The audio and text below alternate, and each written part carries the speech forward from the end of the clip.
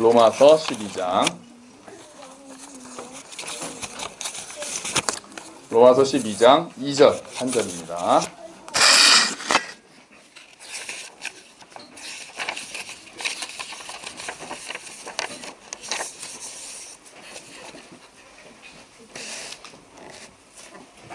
로마서 12장 2절.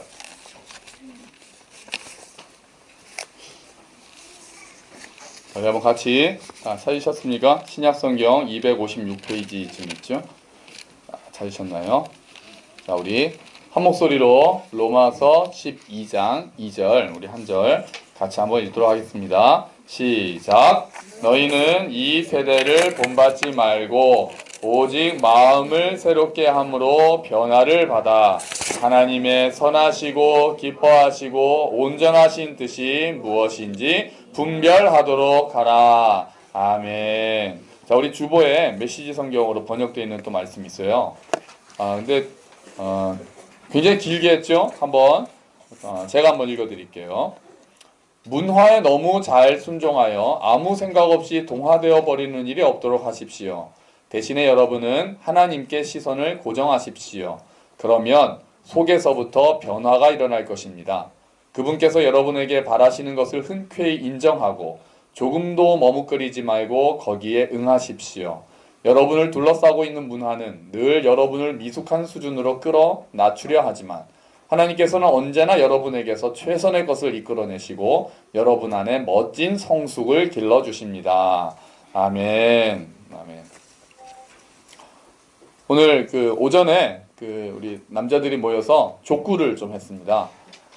족구가 그래서 이제 인원이 태훈 형제가 캠핑을 가는 바람에 그러고 보니 아직 안 왔네요. 열심히 오고 있겠죠.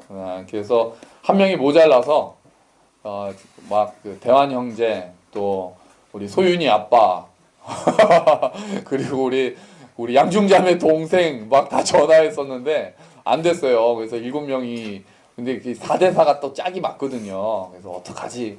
그래서 딱 걱정을 하면서 왔는데 오니까 웬 아버지가 아들과 함께 둘이서 축구를 하고 있는 거예요. 그런데 또 아들하고 둘이 축구하는데 아버지를 데려가면 아들이 외롭잖아요. 그래서 이거 어떡하지 그랬는데 광민 형제가 주원이를 데리고 나타난 거죠. 그래서 그 아버지한테 가서 애들은 애들끼리 축구하라 그러고 아버지는 이쪽으로 오시죠. 그래가지고 족구를 잘했어요. 물론 그 친구가 이렇게 잘하는 친구는 아니었습니다만 그래도 재밌게 잘했어요. 재밌게 잘했고 또 이렇게 얘기하다 보니 이 얘기 저 얘기 해서 성당을 다니다 지금 안 다닌다 그러고 이 동네 산다고 그래서 한 번만 더 만나면 우리에게 올 수 있을 것 같아요. 이제 사명감을 가지고 10시에 족구하러 매주 매주 언젠가 한 번 더 만날 것 같은 거 있죠. 아주 참 재밌게 잘 했는데 걱정은 오늘 그래서 남자들이 다 잘 수도 있다는 게 이제 걱정이죠. 지금 제가 오늘 뚫어지게 쳐다보고 있겠습니다. 우리 상희 형제, 승민 형 굉장히 불안합니다. 지금 자세가 너무 깊이 파묻혀 계세요. 우리 충영 형제, 우리 마지막 날까지 정신 바짝 차리고 짐 싸느라고 밤을 거의 또 잘 못 자고 새벽 막 4시까지 일하고 또 족구하고 지금 거의 잠 비행기에서 주무시고 네. 자, 오늘 우리 달리기 이제 마지막 날입니다. 12월 달부터 달렸던 달리기가 걷는 교회가 너무 많이 달려서 오늘 이제 달리기는 오늘로 마무리를 하려고 합니다. 우리 기억나는 거 많이 있으신가요? 달리기 했을 때 예수 그리스도를 보고 달려가자. 우리 단거리 달리기도 했었죠. 또 장애물 달리기도 있었습니다. 장애물은 당연히 있는 거고 허들에 걸려 넘어졌던 우리 영상도 봤었죠. 다시 일어나서 우리가 달려가자. 또 어떤 달리기가 있었습니까? 또 함께 위드 마라톤이 있었어요. 2인 3가 우리는 혼자 달리는 것이 아니라 함께 달리는 달리기다. 민우야. 축구는 아빠가 하고 잠은 민우가 자는. 자, 그렇게 해서 이제 같이 달리는 그런 달리기를 했었고요. 또 마라톤이 있었죠. 마라톤을 하기 위해서는 인내와 절제 그런 것들이 많이 필요하다고 여러 가지 달리기를 했어요. 그리고 나서 이어 달리기도 있었습니다. 이어 달리기. 그래서 우리가 다음 주자에게 바톤을 넘겨주는 것이 복음을 전하는 것이기도 하면서 우리 다음 세대를 키우는 것이기도 하다. 여기까지는 그 우리 학생들 안 적어도 돼요. 복습이니까. 그리고 또 일반적으로는 우리에게 구름같이 둘러싼 허다한 증인들이 있다. 그리고 상급이 있다. 또 규칙도 있다. 사랑으로 진리를 말하라. 많은 얘기를 했습니다. 제가 보니까 많은 이야기들을 했더라고요. 자, 그렇게 해서 이제 오늘은 마지막으로, 자, 이제부터 잘 적으면 돼요. 자, 오늘은 그래서 달리기가 아닙니다. 달리기로는 할 말이 끝났는데, 달리기와 비슷한 걸로 우리의 그 신앙의 이 달리기, 신앙의 여정을 표현할 것이 하나 있어요. 뭐냐면은요, 우리는 강을 거슬러 가는 자들이라는 이야기를 하려고 합니다. 달리기에서 뒤에서 부는 바람이 초속 몇 미터 이상이 되면 그 기록이 인정이 안 됩니다. 그러니까 세계 신기록을 세웠다 해도 그때 뒤에서 등에서 불어주는 바람이 너무 세게 불고 있었다고 계측이 되면은 그러면 그 기록이 인정이 안 되는 거예요. 근데 우리는 보통 반대, 순풍의 반대가 뭐죠? 역풍이 있죠. 우리가 달리는 이 달리기는 거슬러 올라가는 달리기다라는 걸 우리가 알아야 합니다. 그래서 쉽지 않은 거예요. 지난번에 우리가 장애물이라고 표현을 했지만 장애물 자체를 넘어서 우리가 달리는 이 트랙에는 언제나 역풍이 불고 있다는 거죠. 그게 오늘 성경 말씀에 우리에게 주어지는 말씀입니다. 오늘 다시 한번 12장 2절을 보시면 그 앞에만 한번 너희는 한번 읽어볼게요. 12장 2절 같이 읽어보겠습니다. 시작. 너희는 이 세대를 본받지 말라. 자, 이 세대를 본받지 말라. 하나님께서 말씀을 주시면서 그리스도인으로 살아가는 것은 이 세대를 본받지 않는 삶이라고 이야기를 하는 거예요. 그럼 도대체 이 세대가 어떻길래 우리가 크리스찬으로 살아간다고 할 때, 예수 믿는 자들로 살아간다고 할 때, 그럼 우리가 본받으면 안 되는 세대가 뭐냐는 거죠. 우리가 따르면 안 되는 세상 풍조가 뭐냐는 거죠. 많죠. 여러 가지가 많습니다. 근데 제가 막 이렇게 정리도 하고 제일 굵직한 게 어떤 것들이 있을까 생각을 했을 때 제가 3가지 정도로 정리를 해봤어요. 3가지 정도로. 우리가 우리가 함께 걷는 교회를 또 만들고 세워가면서 우리가 꼭 거슬러야 되겠다라고 생각하는, 제가 그리스도인으로 살아가면서 이거는 정말 우리가 거슬르면서 달려가야 되겠다고 생각하는 것들이 몇 가지가 있습니다. 하나는 상대주의입니다. 상대주의가 뭡니까? 오늘 주보에 보시면 사사기 말씀이 있습니다. 사사기요. 한번 사사기 21장 25절 말씀 한번 같이 읽어보겠습니다. 시작. 그때 이스라엘에 왕이 없으므로 사람이 각기 자기의 소견에 옳은 대로 행하였더라. 아멘. 사사기 시대를 특징적으로 한마디로 정리한 이 저자의 말은 그때 뭐가 없었다? 왕이 없었다. 그래서 어떻게 됐다? 각각 자기 소견에 옳은 대로 하는 거예요. 절대적인 기준이 사라지고 나니까 그냥 자기가 옳다고 생각하는 대로 살았던 시대가 사사기였습니다. 그렇게 하고 사무엘상으로 와서 이제 왕이 세워지죠. 지금은 어떻습니까? 지금은 더 심해진 시대가 됐어요. 이전에는 이렇게 표현을 합니다. 진리를 전하면, 복음을 전하면 복음의 내용 때문에 뭐라고 사람들이 했었거든요. 그걸 거부하면서. 근데 이제는 진리가 있다는 말 자체를 싫어합니다. 그런 거 없다는 거예요. 객관적인 진리는 존재하지 않아요. 다 각자 자기가 옳다고 생각되는 게 맞다고 이야기를 하는 거죠. 그러니까 딱 기준이 없는 거예요. 왕이 없고 이제 자기의 너는 그렇게 생각해? 아니 나는 이렇게 생각하는 거야. 너는 그렇게 믿니? 나는 이렇게 믿을래. 그렇지 않고 아니야 이게 진리야라고 얘기하면은 굉장히 아주 편협한 사람, 아주 꽉 막힌 사람, 시대에 맞지 않는 사람이 되는 거죠.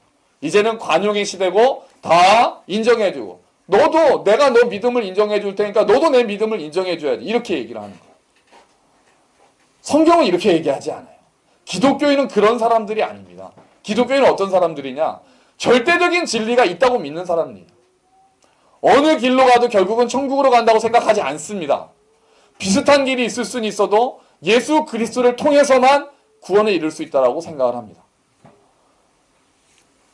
왕이 사라지고 나서 자기 소견대로 되면 어떤 일들이 일어납니까? 이제 인간이 척도가 돼요. 내가 중심, 인간이 만물의 척도가 돼요. 모든 것의 기준이 인간이 돼요. 내가 돼요. 그리고 나를 존중해달라고 얘기하면서 그냥 내 의견을 이야기를 합니다. 권위가 실종되는 거죠. 객관적인 진리가 없어지니까 권위가 실종돼요. 그러면 이제 나중에는 이제 실용주의로 가는 거예요. 나한테 유익이 있느냐. 그래서 옳으냐 그르냐 얘기하지 않고 좋으냐 싫으냐가 내 판단의 기준이 돼요. 여러분, 이게 정말 옳은 일이니까 내가 해야 된다는 것과 나는 그걸 하기 싫으니까 안 한다가 대비가 되면 안 되잖아요. 하기 싫어도 옳은 일을 해야 되는 거 아닙니까? 근데 지금 그러지 않아요. 이게 옳으냐 그르냐를 따지는 세상이 아니라 내가 하고 싶으냐 하기 싫으냐를 따져요. 그래서 하고 싶은 일을 하는 거예요. 옳고 그름의 얘기를 하면은 후닥다리가 되는 거예요. 내 마음에 감동이 있느냐 없느냐가 중요해져요. 교회 안에도 이게 들어와서 하나님의 말씀이 설교가 되면 그게 나한테 감동이 되느냐 안 되느냐로 판단을 하는 거예요. 저게 정말 하나님 성경에 맞는 설교냐가 아니라 그게 나한테 즐겁고 내가 감동이 되면 좋은 설교가 되는 거예요. 맞습니까? 아닙니다. 아니에요. 내가 감동이 되건 안 되고는 2차입니다. 2차. 감동이 되면 좋죠. 나쁜 게 아니죠. 그런데 감동이 된다는 게 하나님의 말씀을 받아들이는 기준으로 지금 굉장히 많이 바뀌어 있어요. 그래서 설교자를 찾아다니고 나를 재밌게 해주는 설교자, 뭔가 감동을 주는 설교자. 그러니까 감동적인 얘기들을 하려고 그러고 유머를 개발하려고 그러고 안 됩니다. 따라오는 거죠. 하나님의 말씀이 선포돼서 우리를 두렵고 떨리는 가운데 서서 그 말씀으로 위로를 얻고 그 하나님의 말씀으로 감동을 얻고 그거는 너무나도 감사한 은혜죠. 반대가 되고 있다니까요, 지금. 진리가 우선이 아니라 감동이 우선이 되고 있다니까요. 그거는 잘못된 옳으냐 그르냐가 먼저죠. 그걸 얼마나 풍성하게 전달하는 거는 2차. 어떻게 전달하는 것보다 무엇을 전달하느냐에 우리가 더 관심을 가져야 돼요. 이게 정말 성경에서 말하는 하나님의 뜻인가? 우리는 그것들을 고민을 해야 합니다. 늘 이 말씀이 마침 묵상도 마찬가지 성경을 읽을 때도 무엇이 하나님의 뜻인가에 우리가 그래서 내가 순종해야 될 것이 무엇인가가 나의 첫 번째 관심이 돼야 되는 거예요. 감동이 되든 안 되든 순종해야 하는 것들이 우리에게 주어진다는 거죠. 오늘 성경 말씀에서 조금 있다가 같이 볼까요? 상대주의가 들어오기 시작하면 이제 객관적으로 하나님의 말씀을 이렇게 공부를 하는 것들을 싫어하기 시작하고 가벼운 자기 나눔만 하려고 하는 경향이 생기는 거예요. 그렇지 않습니다. 진리가 무엇이냐? 결국 우리를 자유케 하는 건 진리란 말이에요. 결국은. 그 진리의 말씀에 내 영혼이 빡 뚫릴 때 그때 진정한 자유가 있는 거란 말이에요.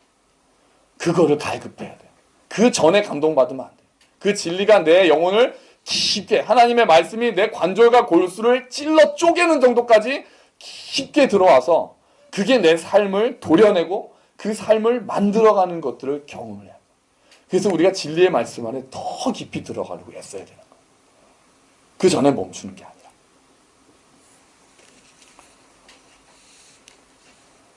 또 어떤 것들이 있을까요? 두 번째 저는 세속주의라고 생각을 해봤습니다. 세속주의라는 말은 조금 어색한 말인데 그냥 네 마디로 만들다 보니 네 글자로 만들다 보니까 이렇게 됐는데요. 여기서 말씀드리는 세속주의는 성공이나 복의 기준이 완전히 일원화돼서 특히 어떤 경제적인 문제나 이런 걸로 성공을 이야기하고 비전을 이야기하고 이런 거를 저는 세속주의라고 그냥 제 나름대로 그냥 이렇게 정리를 했습니다. 무엇이 성공인지 무엇이 복인지 무엇이 형통인지 지금 모든 기준이 교회 기준조차도 다 경제적으로 이렇게 많이 바뀌었습니다. 항상 어디 가면은 교회 개척했습니다. 그러면은 당연히 몇 명, 뭐 건물이는 어떻고 헌금은 얼마고 예산 얼마고 이런 얘기들이 나오고 교회가 커지면 좋을까요? 좋죠. 근데 잘 커야 좋죠.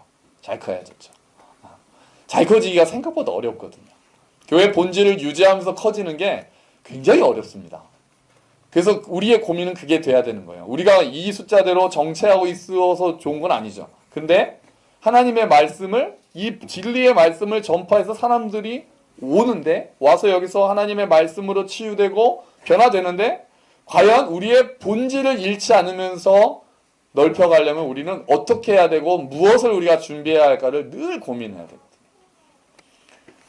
우리가 어떻게 성공했다, 어떻게 했다, 뭐 잘됐다, 교회가 컸다, 교회가 성공했다 이런 그 기준들이 전부 다 이제 다 경제적으로 뭐 아파트 몇 평 사냐? 지금 지난번 양중자매를 어제 얘기하니까 그 아메이 하는 친구가 와서 너 꿈이 뭐니? 처음에 아메이를 하면서 이렇게 꿈이 뭐니? 그럼 그 사람 꿈은 넓은 저택. 저는 그런 얘기를 들으면 꿈이 왜 이렇게 시시하지? 이렇게 되는 거예요. 겨우 넓은 저택? 연봉 10억? 겨우 그 정도 꿈밖에 안 꾸나? 열방을 복음화하겠다는 꿈 이런 걸 꿔야지. 기준이, 행복의 기준이, 성공의 기준이, 꿈의 기준이 다 그렇게만 가는 거예요. 분위기가. 그러지 않은 삶에 대해서 다 판단을 하는 거예요. 너는 그래야지 되겠냐. 그래서 성공했다 실패했다 이렇게 되는 거예요. 교회 안에도 그 일들이 들어오는 거예요. 교회 안에서 자기의 뜻을 가지고 자기가 하고 싶은 일들, 하나님께서 주신 거라 사명이라고 생각하고 하는 일들을 걸어가는 사람들에 대해서 정말 축복하고 칭찬하고 부러워하고 그렇게 되는 문화가 돼야 되는 거죠. 그러지 않고 뻔하게 어떤 기업 가고 어떤 대학교 들어가서 어떤 회사 들어가고 이런 기준이 전부 다 교회 안에 들어와서 그런 사람들은 잘 된 거고 그런 사람들이 교회에서도 높은 위치에 해야 되고 그런 걸 저는 세속주의라고 이야기하는 거예요. 그렇지 않죠. 그렇지 않죠. 교회는 기준이 다 바뀌어 있어야 돼요. 밖에 있는 기준이 교회 안으로 들어오면 다 고민하면서 들어와야 됩니다. 과연 어떤 사람이 교회 안에 정말 어른인가? 어떤 사람이 정말 교회에서 직분을 감당할 만한가? 이거는 바깥 사회 지위와는 전혀 관계없는 거거든요. 정말 그 사람의 삶이 하나님을 사랑하는가? 그 사람의 삶이 이웃을 사랑하는가? 하나님의 뜻을 고민하면서 그 뜻대로 살려고 몸부림치는가? 정말 이거 내가 편하게 했던 거 이거 하나하나가 정말 이게 말씀으로 비쳤을 때 이건 정말 아닌 것 같아서 내 뜻을 꺾는 연습을 얼마나 하고 있는가? 내가 십자가를 지고 자기 부인의 삶을 얼마나 하고 있는가가 그게 교회에서 얼마나 성숙한 자며 얼마나 존경받을 만한 자며 얼마나 높은 자리에 있는 자야. 이렇게 기준이 다 바뀌어 있어야 된다는 거예요. 마지막으로 교회에서 우리가 극복해야 될 세대는 전 이거라고 생각합니다. 개인주의입니다. 개인주의. 아시죠? 요새 1인 식당이라는 데 생긴 거 아십니까? 1인 식당. 2명이 갈 수 없는 식당이 있어요. 모든 테이블은 1인용. 그러니까 하도 혼자 밥 먹는 사람들이 많고 또 점심시간 같은 때 혼자 가면 좀 눈치 보이는 거 아시죠? 특히 직장인들 잘 아실 거예요. 보통 다 4인 세트이기 때문에 혼자 가서 앉아있으면 눈치 보입니다. 결국 꼭 합석을 이렇게 요구해요. 이해가 되죠. 빨리빨리 많이 해야 되니까. 근데 이제 혼자 먹는 사람들이 많아지니까 1인용 식탁만 쫙 놓고 그런 식당들이 생긴다는 거예요. 교회 안에도 개인주의가 많이 들어왔습니다. 교회 안에도. 내 신앙. 나는 구원받았고 내 옆에 있는 형제자매가 어떤지는 관심이 없어요. 나는 하나님 은혜에 펄쩍펄쩍 감사하고 뛰어요. 근데 내 옆에 있는 형제자매가 얼마나 아파하는지는 관심이 없어요. 그러면 안 되죠. 그래서요, 교회에서 예를 들면 아직 우리가 대학생이 없으니까 우리 아이 대학 갔다는 감사원금 같은 건 제목 제가 이제 얘기하기가 되게 어려운 거예요. 왜냐하면 고해 시험 같이 봤는데 누군 떨어지고 누군 안 돼봤다고 생각해 보세요. 예를 들면 우리가 지금 그런 경우 아직 없으니까. 그러니까 같은 학년이 쫙 시험 봤는데 누군 되고 누군 안 되잖아요. 근데 됐다고 감사하고 막 하면 안 된 사람은 또 어떻습니까? 마음이. 그 사람 하나님이 함께 안 한 겁니까? 그럴 리가 없잖아요. 그죠? 배려하고. 개인주의가 교회 안에서 또 이제 그래서 대형교회가 인기 있는 이유 중에 하나가 그거죠. 여러 가지가 있지만 그 중에 하나는 그냥 묻혀가려고, 묻어가는 거예요. 그냥 신경 쓰지 말고 노타치. 뒤에 앉아있다가 축도할 때 빨리 가고. 주차 빨리 차를 빼야 되니까. 빨리 가고.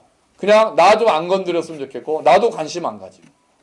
그런 문화는 성경은 생각할 수 없었던 문화입니다.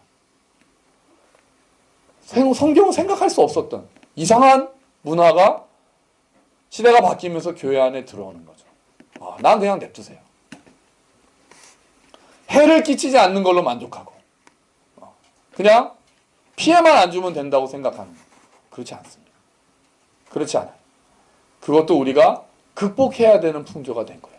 극복해요. 교회 안에서조차 극복해야 하는 이 세대의 모습이 그런 게 생긴 거죠. 그러면 우리가 이거를 그러면 어떻게 무엇으로 바꿔야 될까요? 생각을 해봤습니다. 자, 하나는 상대주의에 대항하는 것은 하나님의 뜻입니다. 오늘 로마서 12장 2절 말씀 우리 다시 한번 읽어볼게요. 로마서 12장 2절 말씀 같이 한번 읽어보겠습니다. 시작. 너희는 이 세대를 본받지 말고 오직 마음을 새롭게 함으로 변화를 받아 하나님의 선하시고 기뻐하시고 온전하신 뜻이 무엇인지 분별하도록 하라. 하나님의 선하시고 기뻐하시고 온전하신 뜻이 무엇인가를 분별하라. 상대적으로 그래 그건 네 생각이야 그건 목사님 생각이죠 이가 아니라 하나님의 뜻이 무엇인지를 분별하라가 이 세대에 주어진 하나님의 말씀인 거예요. 객관적인 하나님의 말씀이 성경책으로 주어졌습니다. 우리에게. 그러면서 이제 우리에겐 이 말씀을 통해서 하나님의 뜻이 무엇인가를 분별해야 되는 몫이 우리에게 왔어요. 그래서 우리가 지혜를 구하는 거예요. 이걸 가지고도 다양하게 해석을 할 수가 있기 때문에 그래서 공동체가 모여서 얘기하는 거예요. 그 공동체 안에서 통용되는 하나님의 뜻이 생깁니다. 우리가 따라야 할 룰들이 생겨요. 이 객관적인 진리 하나하나를 우리가 만들어가는 것들을 알아가고 만들어가는 것들을 해야 되는 거예요. 상대주의에 대항해서 무신론에 대항해서 하나님이 계시다고 얘기하는 거는 말할 것도 없고 그걸 넘어서 그냥 너는 그렇게 생각해 난 이렇게 생각해를 아니라 어느 것이 더 하나님 뜻에 맞는가는 항상 성경으로 돌아가서 하나님 뜻을 분별해야 되는 거예요. 그게 우리가 달려가는 길이 그런 길인 거예요. 하나님의 뜻이 무엇인가를 분별하는 하나님의 선하시고 기뻐하시고 온전하신 뜻이 무엇인가를 분별해내는 삶. 그 삶이 우리가 달려가는 길인 거죠. 또 그러면 세속주의에 대해서는 우리가 어떻게 할까요? 신령한 복을 우리가 갈망해야 합니다. 우리 주보에 있습니다. 에베소서 1장 3절. 사사기 밑에 있죠. 에베소서 1장 3절. 찬송하리로다. 같이 읽어보겠습니다. 시작. 찬송하리로다. 하나님 곧 우리 주 예수 그리스도의 아버지께서 그리스도 안에서 하늘에 속한 모든 신령한 복을 우리에게 주시되 아멘. 우리가 추구해야 할 복은 따라오면 감사하지만 더 우리가 본질적으로 추구해야 할 복은 신령한 복입니다. 교회 안에서도 신령한 복에 대한 이야기를 자꾸 해야 돼요. 연봉이 얼마 올라서 하나님께 감사하고 아파트가 넓어져서 하나님께 감사하고 좋죠. 감사하고 좋죠. 그런데 내가 이미 받은 신령한 복이 무엇인지를 다시 한번 깨닫고 우리가 교회 안에서 누려야 하는 신령한 복이 무엇인지를 고민하고 기도하고 나누는 게 훨씬 더 좋죠. 훨씬 더 중요합니다. 우리가 꿈꾸는 건 살아있는 소망이에요. 우리가 가지고 있는 건 베드로전서 했잖아요. 썩지 않아 하나님의 말씀으로 산 소망을 가지게 하셨다. 그럼 우리는 이 안에서 산 소망을 자꾸 생각을 해야 되는 거예요. 세상적으로 성공하고 높은 데 올라가고 그런 것들이 우리가 하나님 뜻을 순종하는 가운데 따라오는 일이면 감사하나 그것이 목표로 되어 있는 삶이 아니라 하나님께서 우리에게 주신 사명을 생각하고 우리에게 누리도록 허락하신 신령한 복을 무엇인지를 생각하고 우리가 어떻게 누릴까를 고민하는 삶이 우리가 달려가는 영적 달리기의 삶인 거죠. 함께 걷는 교회에 와서 우리가 어떻게 그 신령한 복을 누릴 수 있을까? 하나님께서 우리 교회에 허락하신 신령한 복이 뭘까?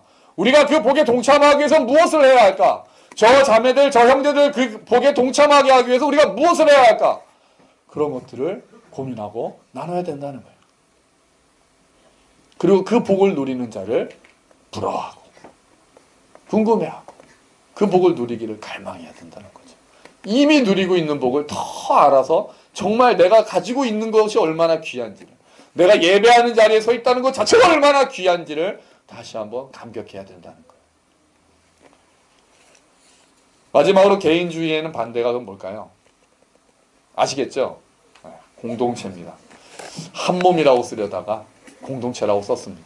우리 에베소서 4장 3절 우리 주보에 있습니다. 같이 읽어볼까요? 시작. 평안에 매는 줄로 성령이 하나 되게 하신 것을 힘써 지키라. 아멘. 성령이 하나 되게 하신 것. 전에 말씀드렸죠. 하나 됩시다가 아니라고요. 성령이 이미 우리를 하나 되게 하셨다고. 예수 그리스도의 십자가가 이방인과 유대인을 하나로 이미 만드셨다고 했어요. 이제 우리 교회에 예배드리러 모였다는 것은 이미 하나 되게 하셨다는 거예요. 이거를 일단 받아들이시냐 이거예요. 여러분 이걸 받아들이십니까? 정말 우리를 하나 되게 하셨다는 걸 믿으세요? 정말 우리가 함께 예배드리는 자들은 하나님께서 하나로 묶어주신 형제 자매라는 걸 믿으십니까? 정말 믿으십니까? 정말 이것을 믿고 이 하나됨을 어떻게 하면 나는 힘써 지키지? 예를 들면 뉴질랜드를 안 간다거나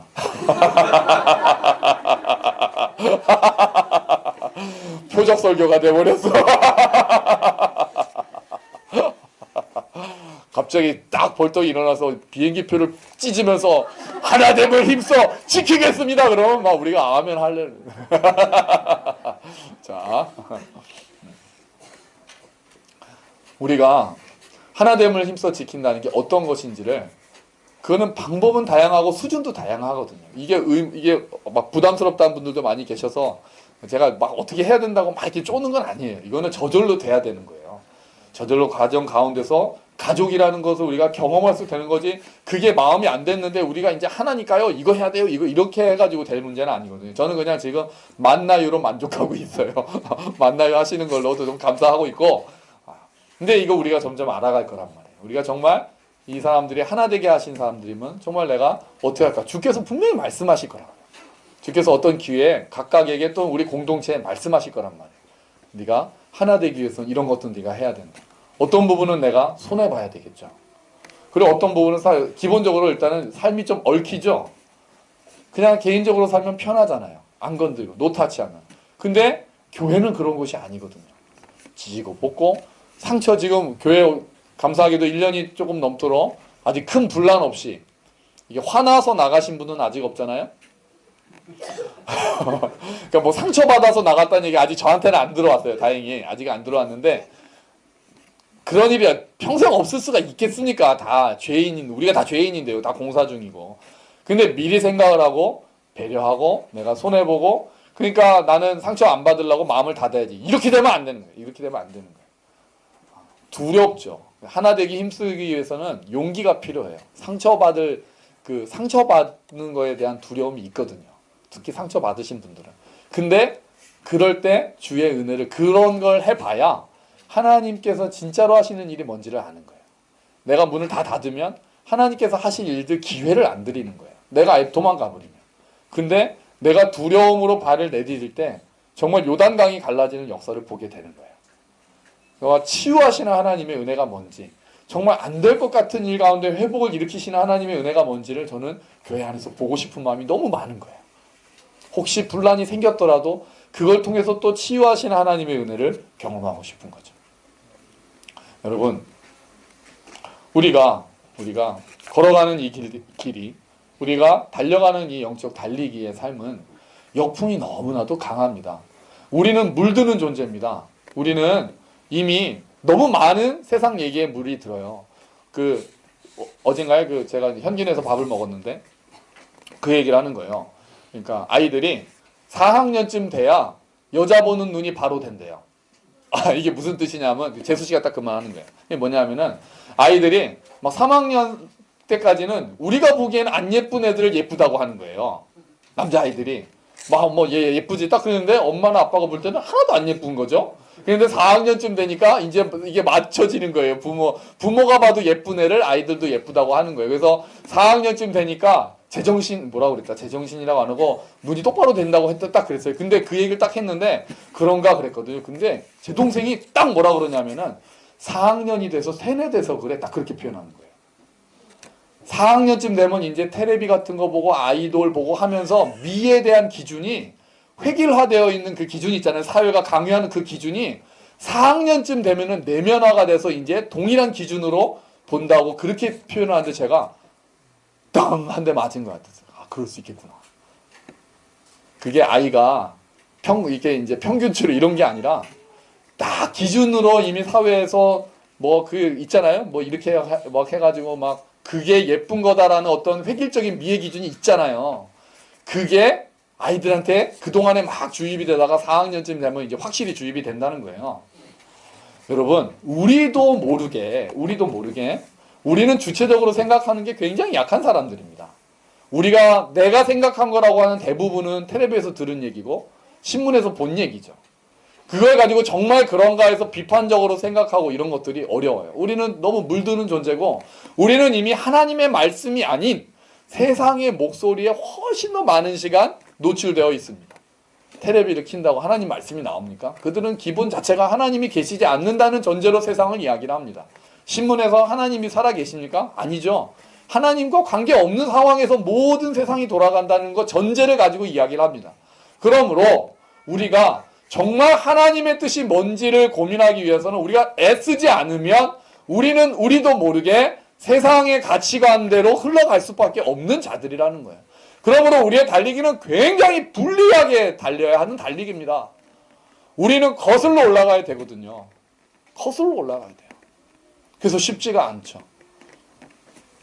지난번에 양중자매 그 아침 묵상 댓글에 썼잖아요. 내가 이렇게 사는 게 바보가 아닐까? 아니라고요. 아니라고요. 내가 이렇게 손해보고 그래야 하는 게 하나님 뜻이면 그게 축복의 길이라는 거예요. 그 길이. 내가 손해보는 것 같고 내가 바보 같다라고 생각될 수 있어도 아니라는 거예요.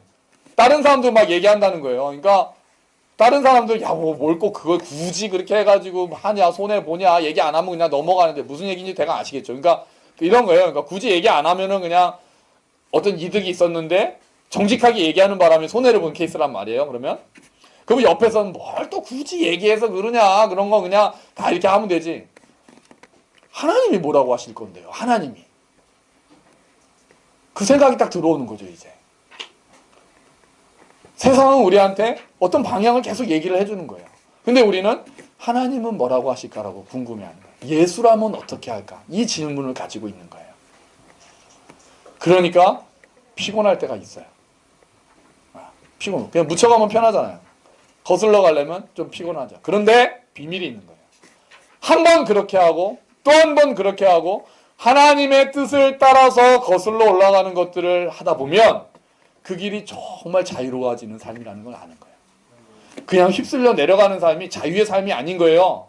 그거는 거기에 포로 잡힌 삶인 거예요. 세상 풍조에 사로잡혀서 노예의 삶을 살고 있는 거예요. 거기서 깨어나는 거예요, 우리가. 우리가 세상의 가치관에서 벗어나기 시작하는 거라고요. 진리로 자유로워지는 삶이에요, 그 삶이. 좀 힘들 수 있죠. 깨야 되니까. 나를 부인해야 하니까. 그런데 그것들이 내 안에서 내재화가 되면 점점 나를 속박하고 있던 많은 것에서 자유로워져서 이제 정말 자유의 삶을 가는 거예요. 그게 하나님이 허락하신 자유고 그게 우리에게 약속하신 안식인 거죠.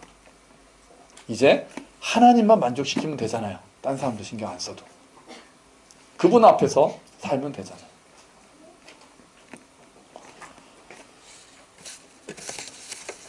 찬양이 은혜가 많이 되지만 가끔은 가요에도 진짜 이거는 정말 주님이 만드신 가요다. 좀 말이 이상하나요?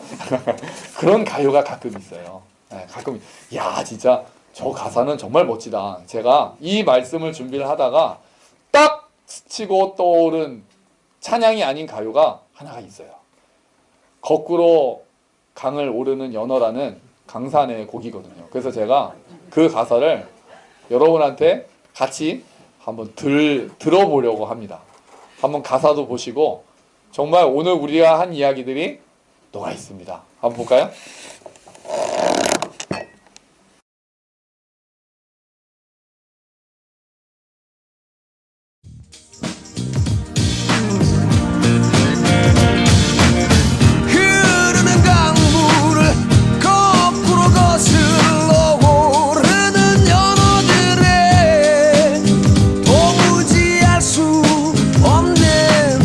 그들만의 신비한 이유처럼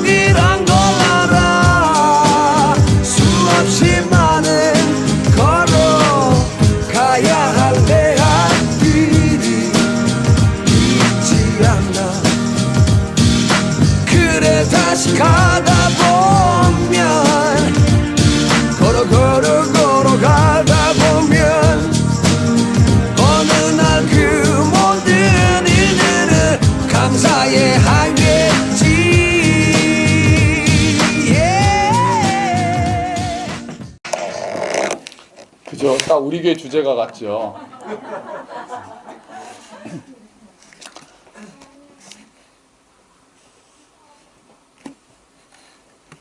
그 길 걸어가다 보면 발바닥도 딱딱해지고 힘들 때도 있겠죠. 역풍을 맞고 걸어가려는 게 얼마나 어렵겠습니까? 근데 언젠가 그 길 자체가 축복이었다는 걸 알게 될 것입니다. 그분을 만나면 감사해야 할 것입니다. 그리고 그 부서지는 햇살을 보고 꽃밭에 누워서 쉴 날이 올 것입니다. 포기하지 마시고, 정말 쉽지 않을 수 있지만 우리가 혼자 거슬러 올라가는 삶이 아니라 지금 보시는 이 화면처럼 우리는 이미 함께 거슬러 가는 자들입니다. 혼자서는 어려울 수 있지만 둘이니까, 셋이니까, 또 우리가 이렇게 모여 있으니까 정말 하나님의 뜻이 무엇인지를 다시 한번 고민하고 정말 이 역풍을 이겨내면서 걸어갈 수 있는 거예요. 이 길 자체에 있는 게 행복이라는 걸 알고 이 길 자체를 감사해야 하면서 걸어갈 수 있는 거죠. 진짜 마지막에 정말 주님 계시는 그곳에서 정말 감사하고 찬양하고 그 날을 기다리면서 걷고 있는 겁니다. 여러분, 작은 교회 오셔서 고생이 많으십니다.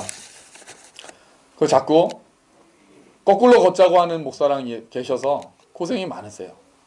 하지만 이것 자체가 감사하고 이것 자체가 축복이란 걸 저는 더 날마다 느끼고 있습니다.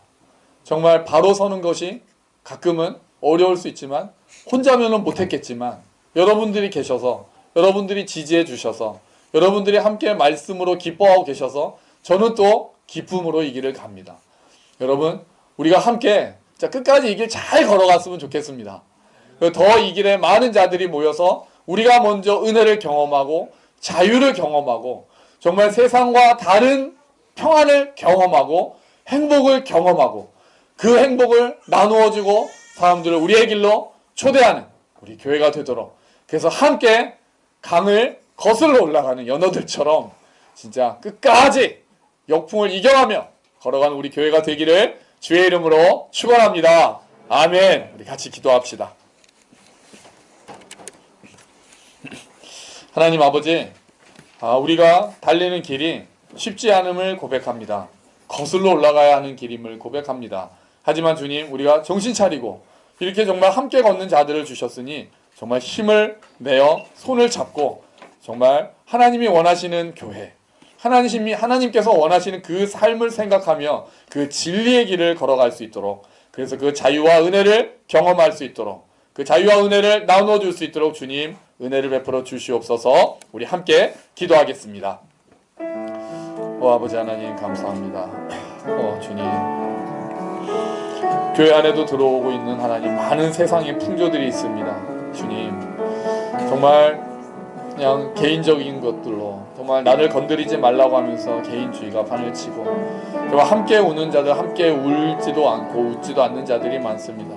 주님, 세상에 말하는 성공, 하나님 세상에서 말하는 비전, 이런 것들이 아무런 여과 없이 와서 커지는 건 무조건 좋은 것이고 높아지는 것은 무조건 좋은 것이고 그것에 따른 대가들을 생각하지 않는 어리석음이 우리 안에 있습니다. 하나님, 상대주의가 많이 들어와서 하나님 정말 이것에서 하나님의 진리가 무엇인지를 알기보다 내게 기쁨이 되는가, 내게 유익이 되는가, 하나님 정말 너는 그렇게 생각하는가, 내 해석은 다르고 하나님 이런 것들로 정말 각각 자기 소견에 오른 대로 행할 때가 많습니다. 오 주님, 우리 교회가 하나님 다시 한번 이 역풍을 뚫고 걷기를 원합니다. 하나님의 뜻을 분별하는 교회가 되기를 원합니다. 하나님 함께 걷는 교회가 되기를 원합니다. 하나님, 그리고 또한 정말 하나님께서 주시는 신령한 복을 사모하며 하나님 그 복을 누리기를 원하는 자들이 되기를 원합니다.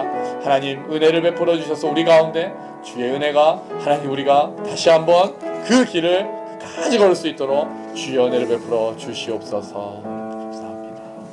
아버지 하나님 감사합니다. 주님, 우리의 달리기가 쉬운 것이 아니라 장애물이 있는 정도가 아니라 정말 거꾸로 강을 거슬러 올라가는 것처럼 역풍을 안고 달리는 것임을 다시 한번 생각합니다.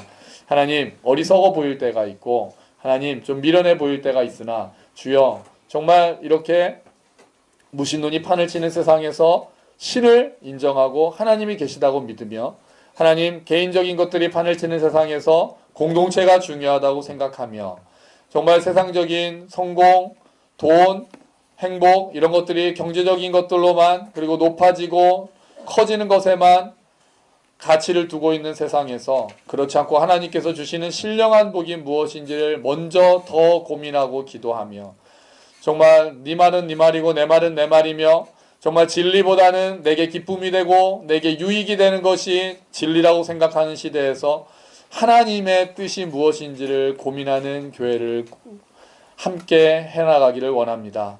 주님, 정말 이 길이 거슬러 올라가는 길이어서 발바닥도 딱딱해지고 넘어지기도 하겠지만 주님께서 지체들 허락하셨으니 함께 힘을 내어 정말 다시 한번 일어나서 하나님께서 기뻐하시는 그 삶으로 하나님께서 기뻐하시는 교회로 우리가 끝까지 잘 걸어갈 수 있도록 주여 은혜를 베풀어 주시옵소서.